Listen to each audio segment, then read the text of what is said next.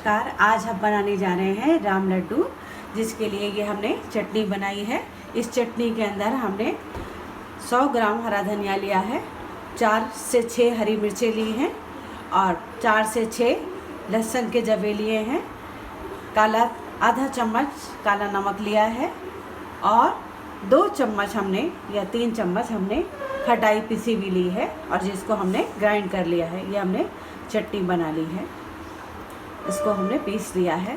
और यहाँ पर हमने आधा किलो मूली ली है, जिसको हमने धो के छील के साफ़ कर लिया है, कद्दूकस कर लिया है और इसका पानी सारा निचोड़ लिया है। और उसके ऊपर हमने हरा धनिया भी छिड़का है। ये हमने दाल बनाई है।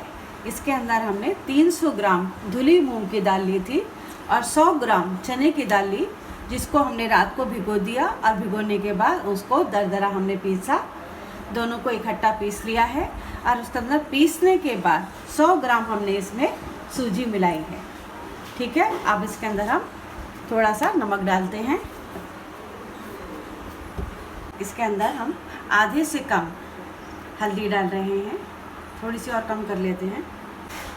ये हमारा बड़ा चम्मच है, इसलिए हमने, क्योंकि हमारी चटनी में भी नमक है, तो इसमें हमने 1 चम्मच के करीब नमक डाला है। अब इसको हम मिला रहे हैं।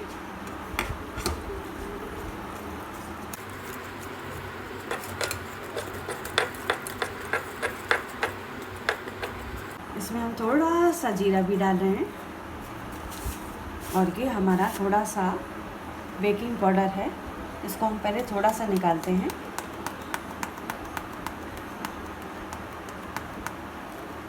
ये देखिए, एक आधे चम्मच से भी कम होगा, ये हमने बेकिंग पाउडर लिया है और ये हम इसमें डाल रहे हैं।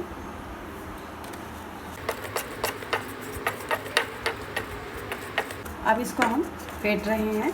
इसको हमने एक ही साइड में चलाना है। ठीक है, ये हमने कढ़ाई रख दी है और इसके अंदर हमने रिफाइंड ऑयल तेज़ गरम कर लिया है।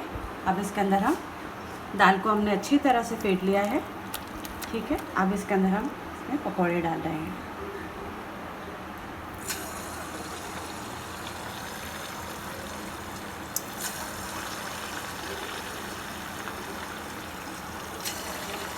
गैस हमको मीडियम ही रखनी है, ज़्यादा तेज़ नहीं रखना है।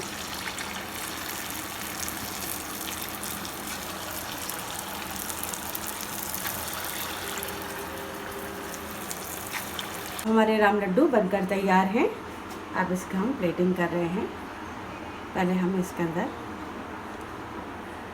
मूली का लच्छा डाल रहे हैं।